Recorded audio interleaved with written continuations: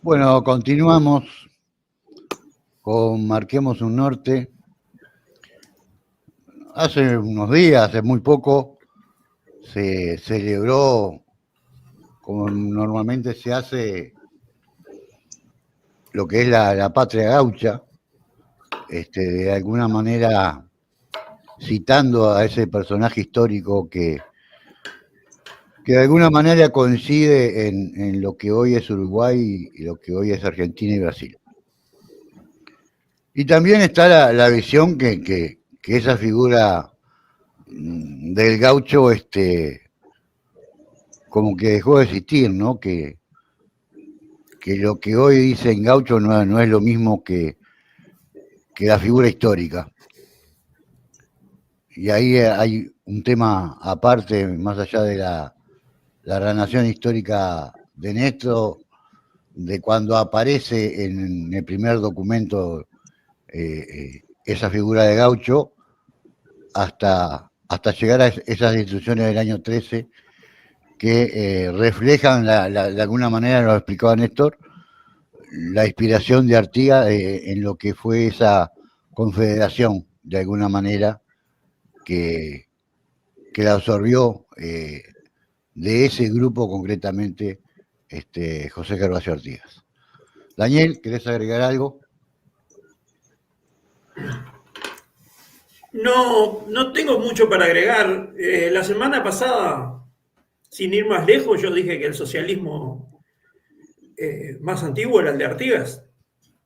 Eh, lo dije, lo tengo, lo sostengo, lo repito, pero me dio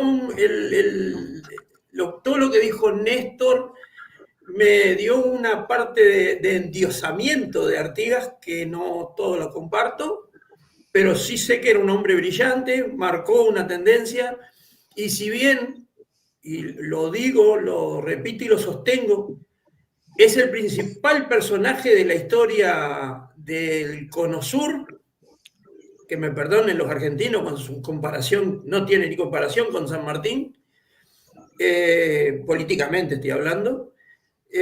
Tampoco lo creo un dios, tampoco creo que fue él solo. Es más, tampoco lo creo un gaucho, sí que convivió con los gauchos. Tampoco lo creo un indígena, sí lo creo un hermano de los indígenas. Pero él tenía una mezcolanza donde todos los ricos de Montevideo lo siguieron también, que era también un rico de Montevideo. Por eso digo, hay que precisar algo más. El estudio de él precisa algo más que el endiosamiento liso y llano por ser un brillante pensador. Yo soy de los que sostengo que él leyó la Constitución norteamericana en su tiempo de bibliotecario, que los tuvo, y de ahí aprendió de la práctica, que es lo que yo le pido a los socialistas uruguayos, que pongan en práctica el socialismo práctico de Artigas, tratando de hacer una justicia real hacia el futuro y no basándose en un gordito barbudo que escribió cosas sentado en un sillón en Inglaterra, siendo un refugiado. No le quiero faltar respeto, si se lo falto no es con intencionalidad, sino marcando que a veces nos basamos en cosas que porque vienen de Europa están bien y las que vienen, las que se hicieron acá no. Esa es la diferencia que quiero marcar. Me fui. Con relación a lo que Néstor dijo del gaucho, de los gauchos, así como los aglomeró, es así como terminan. Discúlpenme un cachito. Me quedo sin corriente. Ahí va. Se me apagaba la computadora. Así como lo plantea él, es así como se llega a la época de donde Artigas mandata. Pero sería bueno estudiar las causas de la aparición del gaucho como tal, sin tomar en cuenta lo que está escrito, sino conjeturando de acuerdo, sí, a cosas que están escritas, pero a cómo se dio la sociedad en el 1600 y pico, donde en el libro La guerra de los charrúas que yo sostengo que está mal el título. Así como en ese libro hay cosas que dicen de racismo español que son las causantes de la aparición del gaucho, aunque al principio tal vez no se lo llamara así o todo lo demás, pero hay razones racistas que forman, que hacen que aparezca la aparición del gaucho, un personaje que no existía antes de que llegaran los españoles acá y se asentaran. Y estaría bueno que en vez de ir solo a lo escrito, vayamos un poquito también a la memoria de cómo eran los campos y qué pasaba. Hay datos, por supuesto, que están escritos y de los que podemos basarnos. Y sería un estudio que a mí me gustaría que lo hiciera alguien que sepa estudiar la causa. Yo no sé ni cómo expresarlo, pero sé que hay razones racistas para que aparezca el gaucho.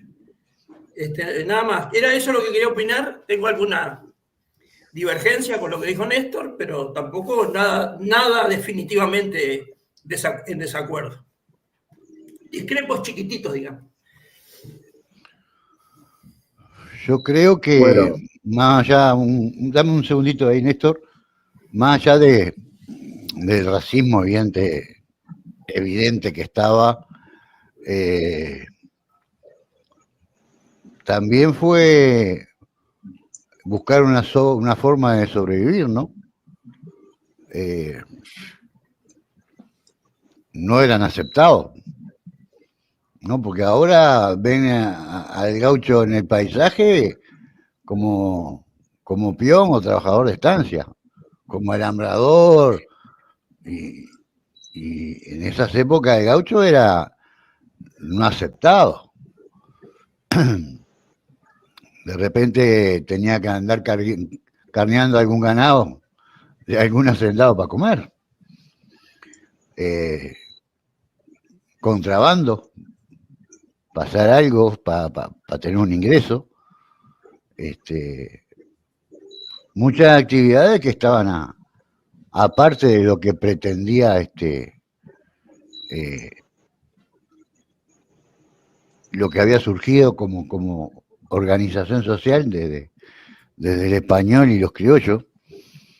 Y entonces, en ese estar apartado, era considerado un maleante, contrabandista, ladrón. Así era visto por la sociedad. Y que es muy diferente de lo que hoy se tiene como una imagen de ese gaucho. Néstor.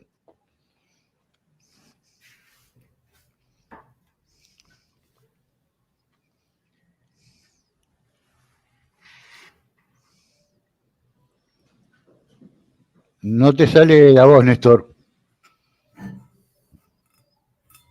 No.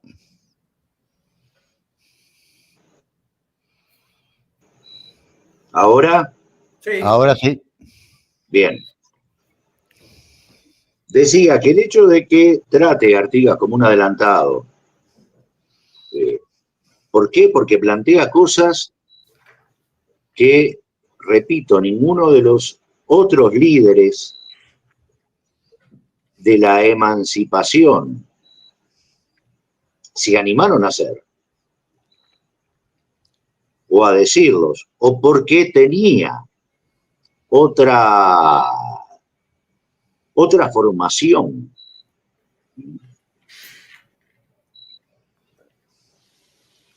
Sí, muy europea, que Artigas no la tenía.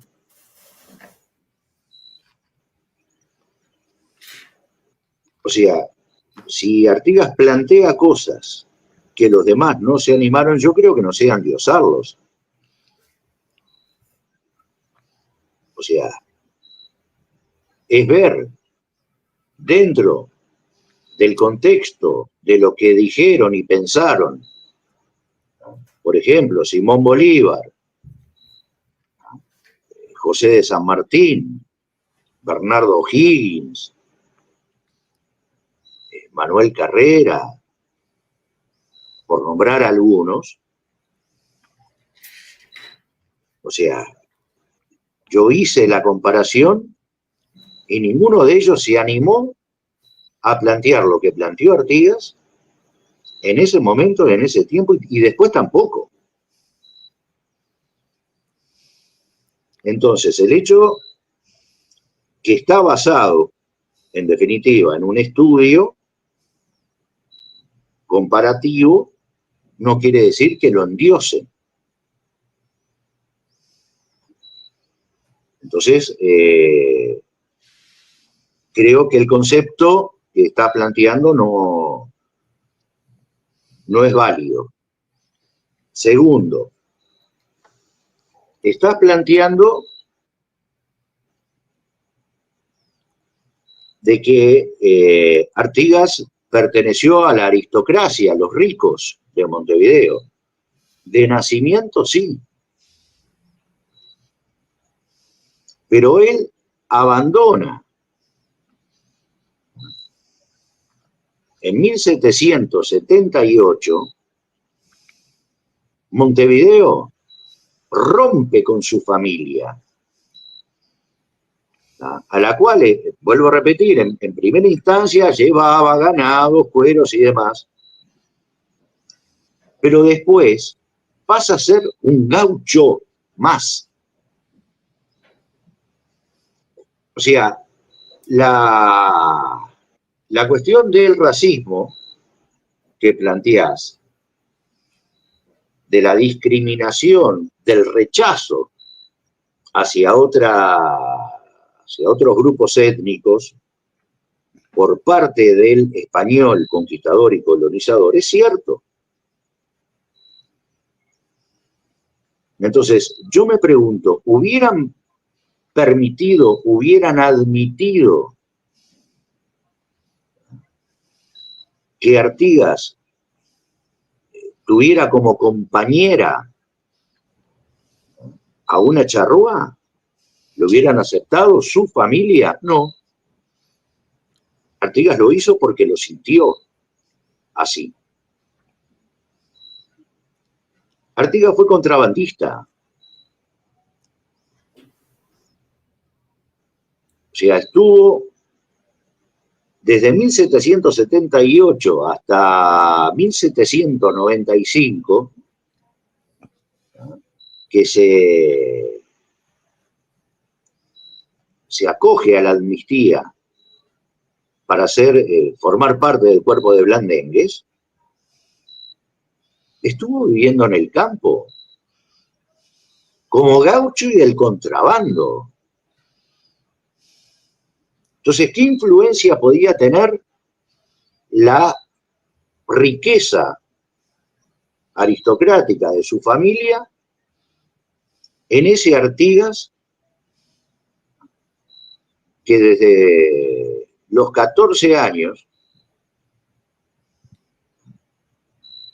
hasta los 31 vivió como gaucho?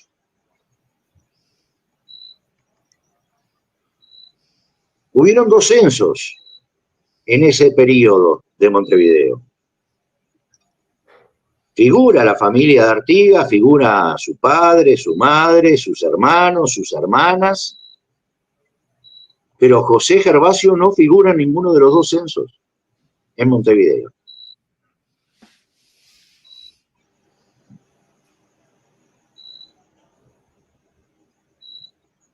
Entonces, o sea, si un individuo con 14 años renuncia a la comodidad de poder ser un religioso, renuncia a la comodidad que teóricamente podría darle su familia y se dedica a la austeridad de la vida gaucha, no creo que eso lo marque como una persona formada dentro de lo que es la aristocracia montevideana. Entonces, o sea, yo ahí sí discrepo mucho contigo, Daniel. No un poquito, discrepo mucho. En el concepto que tenés de la formación de Artigas. Artigas fue 2 años a la escuela acá en Montevideo. Solamente 2 años. Aprendió a leer, escribir y a hacer operaciones simples.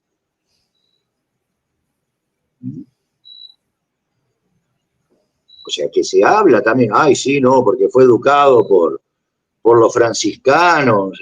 Sí, 2 años de escuela. Entonces, yo creo que estos conceptos hay que tenerlos en cuenta para lo que es, a mi criterio, la formación de Artigas.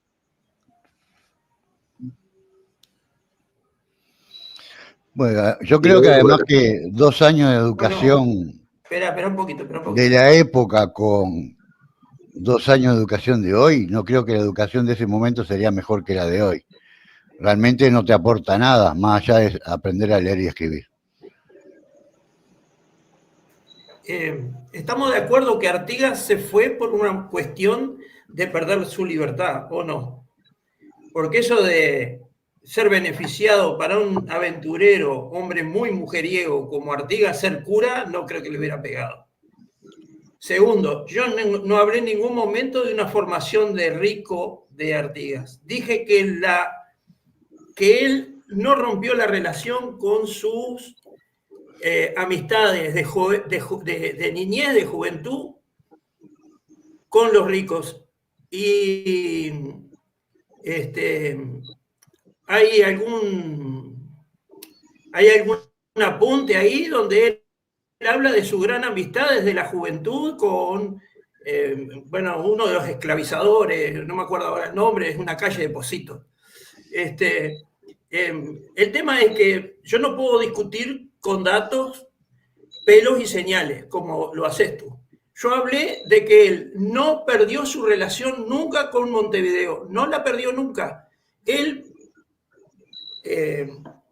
así como tus datos son de historiadores o de búsquedas tuyas en archivos y todo lo demás, yo he seguido a otros escritores que pueden ser buenos, pueden ser malos, que no los denigro porque no sé, solo los leí, donde se hablaba de que él aparecía muy bien ataviado, con 20 años, 18, 20 años a las fiestas de Montevideo, se hacía ver, se hacía conocer, no participaba de un censo, pero se hacía ver, estaba relacionado y se volvía a disparar porque estaba así peleado con su familia porque no quería ser cura. Eso también se conoce. Pero lo que se dice, Artigas fue al campo, convivió con los gauchos, fue gaucho, convivió con los indios, fue un inchalá, no fue. Es todo conjetura, no hay nada escrito sobre el tema, no hay nada que realmente se sepa qué hacía, qué no hacía, qué hacía los sábados, qué hacía los domingos. Son todas conjeturas.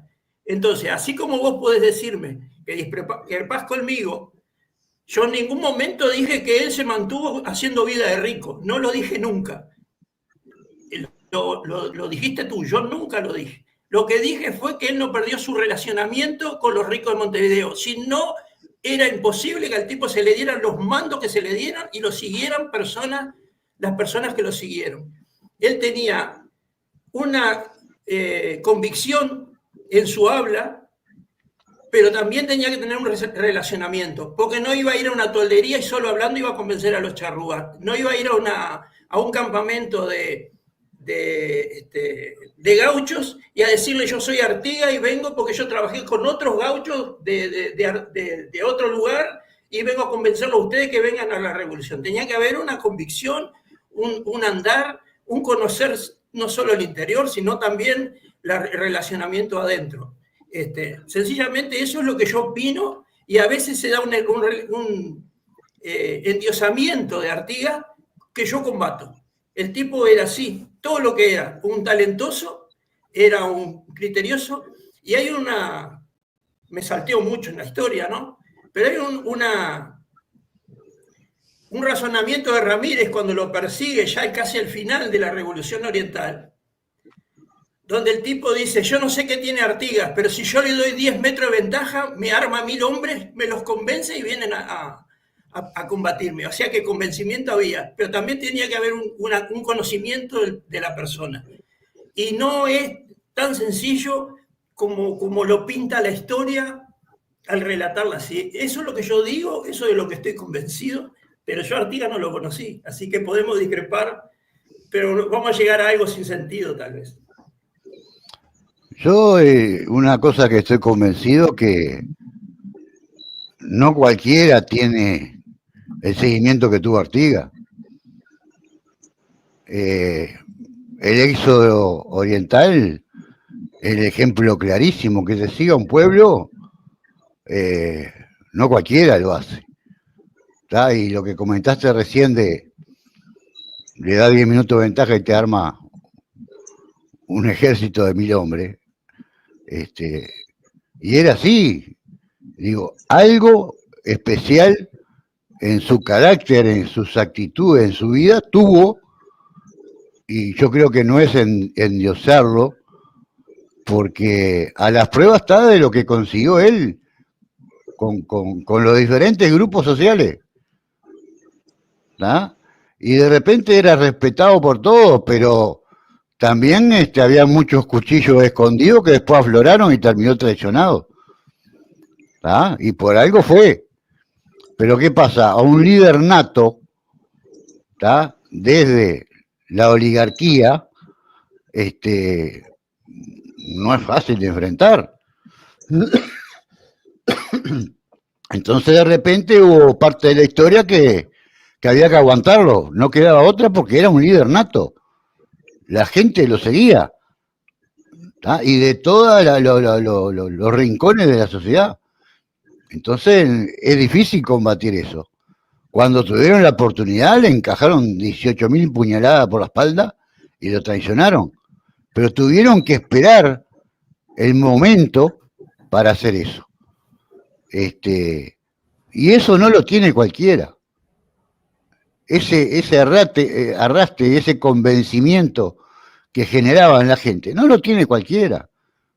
Y por eso creo que la figura de este sur, de este continente, sin lugar a duda, por su ideario, por su convicción y el seguimiento que tuvo.